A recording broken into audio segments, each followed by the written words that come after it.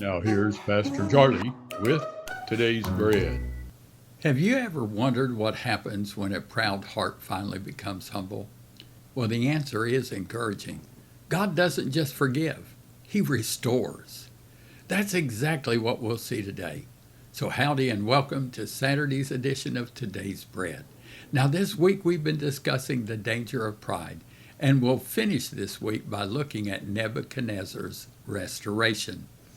The scriptures are Daniel chapter 4, verses 36 and 37, and 1 Peter 5, verses 5 through 7. Now, after Nebuchadnezzar humbled himself and acknowledged God's authority, the Lord restored him to the throne. Even more remarkable, his kingdom becomes stronger than it had ever been before. Think about that. For 7 years, the throne had remained open, and when the time was right, God moved the king's advisors and officials to welcome him back.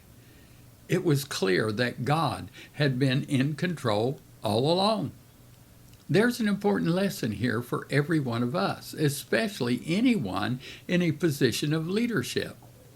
People naturally respond to leaders who are humble.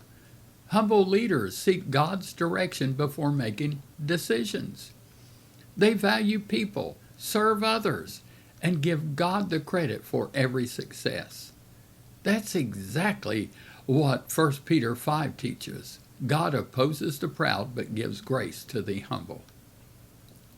When we humble ourselves under God's mighty hand, He lifts us up at the right time. Whether you're leading a family, a business, a ministry, or simply influencing those around you, remember this. Never chase recognition. Chase faithfulness. Let God open the doors, and when He blesses you, give Him the praise and glory. Thank you for joining me this week. Now, I'd also like to invite you to come be a part of what God is doing at East Houston Revival Center. Saturday's prayer focus for America is to pray for the continued protection of our freedom to worship, preach, and live out our faith publicly without fear or compromise.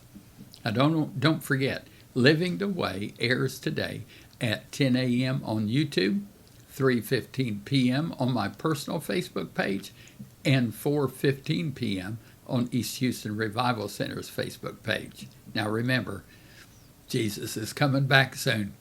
Here's Saturday's blessing. I bless you with the power of Jesus Christ that produces in you every good thing that is pleasing to Him. Now remember, it's one day, one devotion, just one step closer to Jesus.